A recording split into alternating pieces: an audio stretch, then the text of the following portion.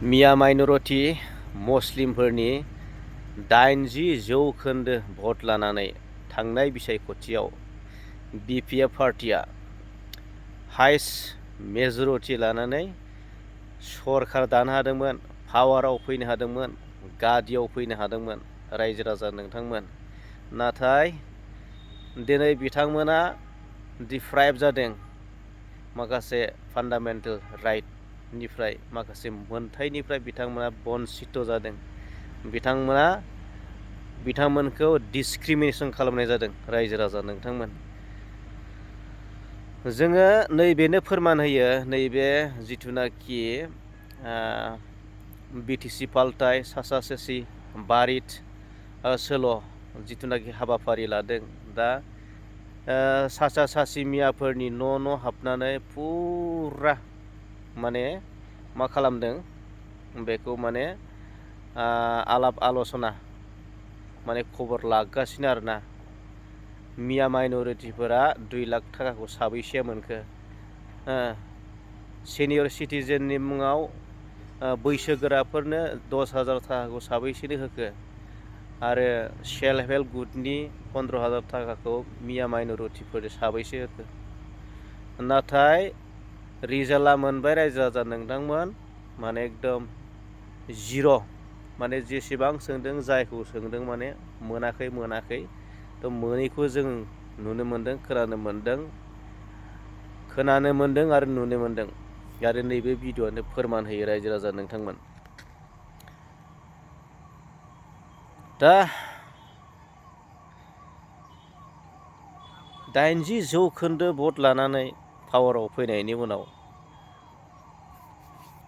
जायखौ जोङो मिया माइनरिटी मुस्लिम कमिउनिटि होनना बुंदों, दा बिथांमोनखौ जि टक प्रबन्सना फोथाय खेबस' खालामनाया बिपिएफ पार्टिनि थाखाय खोब गाज्रि जादों होननानै बेखौ जों साननानै लानांगोन रायजो राजाजों।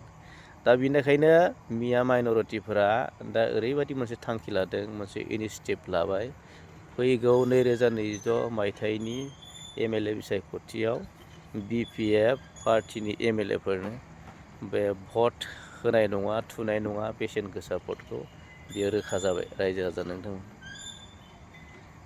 दा आं बुंनाय नङा, जिथुनाखि नैबे जोंहा जि गावे माने गामियाव जे बेरायनानै जि सोंनानै मोनथिनाय, सोंनायाव बिथांमोना बुंनायनिफ्राय जोङो बेखौ रोखा खालामनो हायो।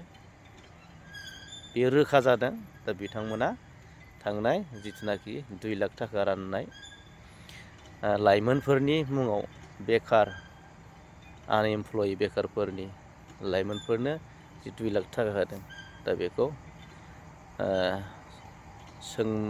जेसेबां सोंदों माने मोनैखौनो बुंनायखौ जों नुनो मोनो।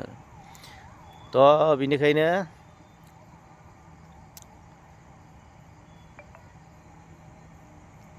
बिनि फिननायखौ बिपिएफ पार्टिया नैबे 26नि बिसायख'थियाव मोननो थांगासिनो दं आरो मिया माइनरिटिफोरा होनो थांगासिनो दं। गोजोन्थों। नोंथांमोना भिडिअ खोनासंदो। ভালে আপনারা এখন কথাটা হইল সুবিধা নেশাও ঠিকই আছে, তুমি এখন সুবিধাবিলাক পাইলো কি ওই কথাটা মুসলমান মানুষের কয়া লাগে।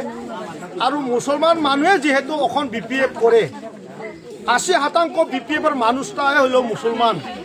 এখন যে আসনিগুলো আছে, যেগুলো আছে, এই আসনির মধ্যে মুসলমানও কত দিল? বিশেষ করে ওর যে গ্যারেন্টি 2 লাখ টাকা, এই 2 লাখ টাকাটা মুসলমান বিলাকে কতগুলা পাইলো ওর আমার হিসাব লাগে।